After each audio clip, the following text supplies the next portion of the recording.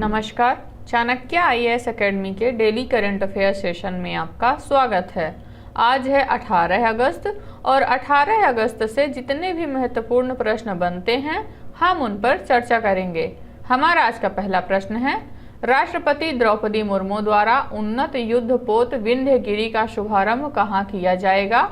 चेन्नई, कोलकाता, भुवनेश्वर या इनमें से कोई नहीं। तो अभी हाल ही में घोषणा की गई है कि राष्ट्रपति द्रौपदी मुर्मू द्वारा विंध्यगिरि का शुभारंभ कोलकाता में किया जाएगा।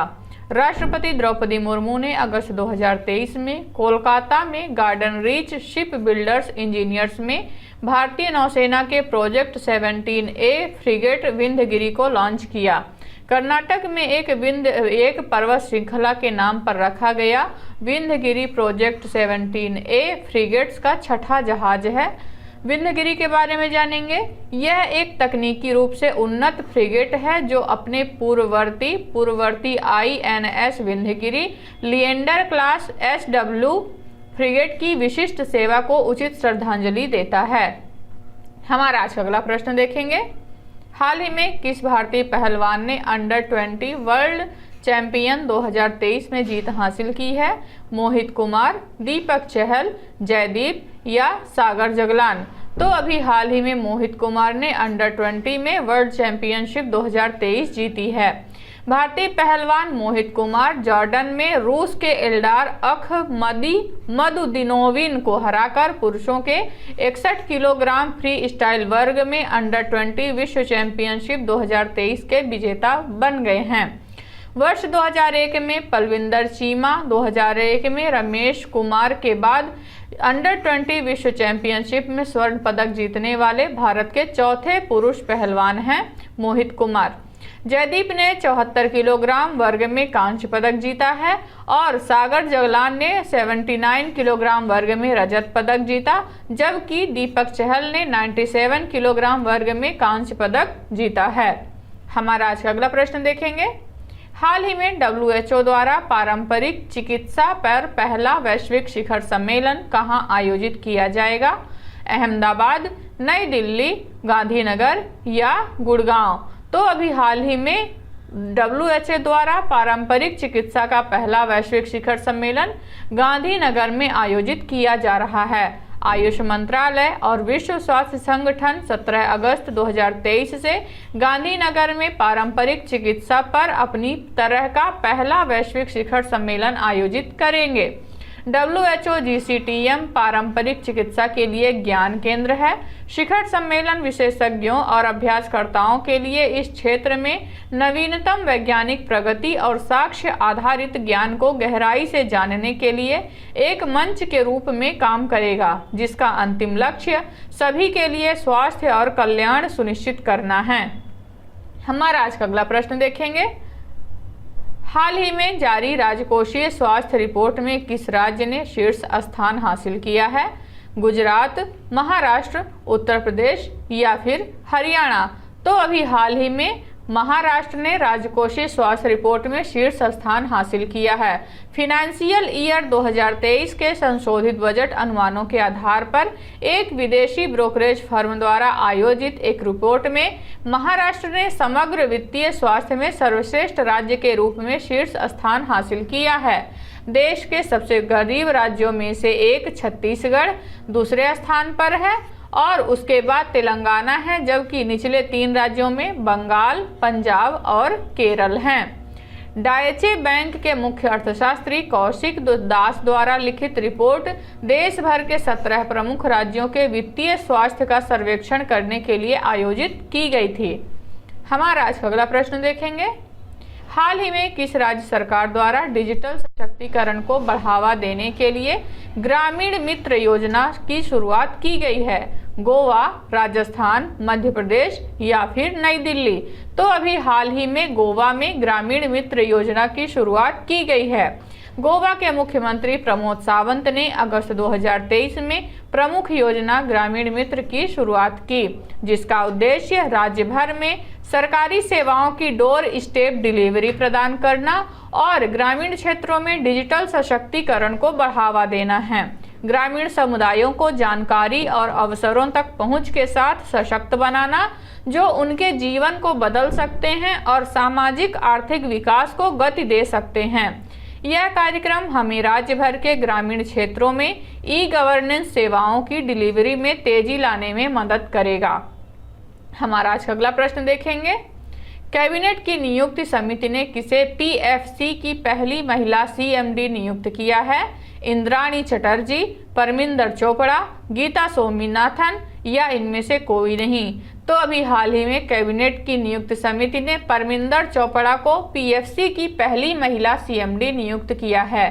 कैबिनेट की नियुक्त समिति ने परमिंदर चोपड़ा को पावर फाइनेंस कॉरपोरेशन यानी पीएफसी लिमिटेड की पहली पूर्णकालिक महिला अध्यक्ष और प्रबंध निदेशक नियुक्त किया है। वर्तमान में वह उसी महारत्न पावर पीएसयू के निदेशक के रूप में कार्यरत हैं। वह कंपनी के सीएमडी पद का अतिरिक्त प्रभार भी संभाल रही हैं। उनके पास बिजली क्षेत्र में एनएचपीसी और पावर ग्रिड जैसे प्रमुख बिजली क्षेत्र के संगठनों में सेवा करने का 35 वर्षों से अधिक का अनुभव है। हमारा आज का अगला प्रश्न देखेंगे। हाल ही में किस बैंक द्वारा केनरा जीवन धारा बचत बैंक खाता पेश किया गया है? Kotak Mahindra bank, Canara bank, ICICI bank या इनमें से कोई नहीं। तो अभी हाल ही में केनरा बैंक द्वारा केनरा जीवन धारा बचत बैंक खाता योजना की पेशकश की गई है। केनरा बैंक ने पेंशन भोगियों और संभावित पेंशन भोगियों के लिए एक विशेष बचत बैंक खाता जीवन धारा पेश किया है। वरिष्ठ नागरिकों के लिए इस खाते का प्राथमिक लाभ यह है कि यह एक शून्य शेष बचत खाता है। इस बचत खाते के साथ वरिष्ठ नागरिकों को न्यूनतम शेष राशि बनाए रखने की आवश्यकता नहीं है और कोई रखरखाव शुल्क भी नहीं लगेगा। केनरा जीवन धारा बचत खाता रखने वाले वरिष्ठ नागरिकों के लिए जमा राशि पर प्रतिवर्ष ब्याज दर 4% दे रही है। हमारा आज का अगला प्रश्न देखेंगे। हाल ही में किस राज्य में पहली बार night street racing circuit launch किया गया है? केरल, तमिलनाडु, आंध्र प्रदेश या फिर कर्नाटक। तो अभी हाल ही में तमिलनाडु के चेन्नई में पहली बार night street racing circuit launch किया गया है। तमिलनाडु सरकार और रेसिंग प्रमोशन प्राइवेट लिमिटेड ने चेन्नई में एक नया स्ट्रीट सर्किट लॉन्च किया है। 3.5 किलोमीटर का ट्रैक आइलैंड ग्राउंड के आसपास स्थित होगा और रात की दौड़ की मेजबानी करने वाला भारत और दक्षिण एशिया का पहला स्ट्रीट सर्किट होगा। इसमें F4 इंडियन चैंपियनशिप और इंडियन रेसिंग लीग शामिल होंगी।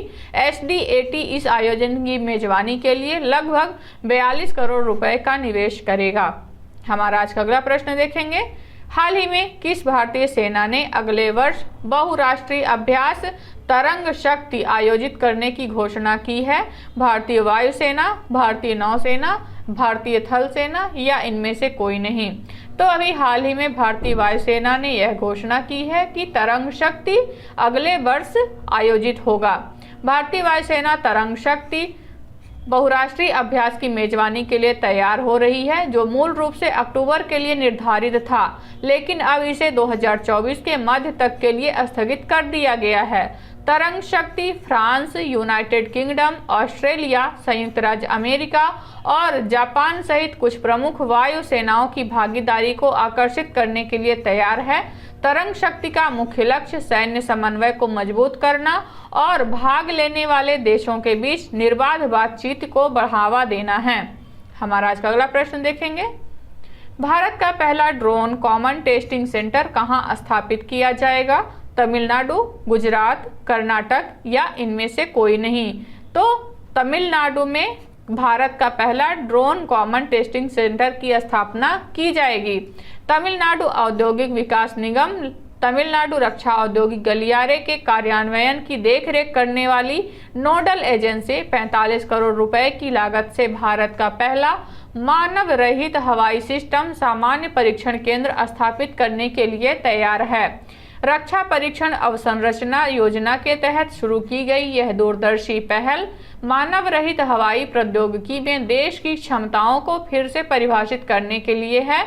लगभग 2.3 एकड़ के विशाल क्षेत्र में फैला परीक्षण केंद्र रणनीतिक रूप से श्री पेरुबुदूर के पास SIPCOT औद्योगिक पार्क वल्लभ वडागल के भीतर स्थित है। तो ये रहे आज के हमारे कुछ महत्वपूर्ण प्रश्न। आशा करते हैं चाणक्य IAS एकेडमी द्वारा चलाया जा रहा करंट अफेयर सेशन आपको पसंद आ रहा होगा। हमारे ऐसे और भी कंटेंट से जुड़ने के लिए चैनल को सब्सक्राइब करें और बेल आइकन दबाना ना भूलें। धन्यवाद।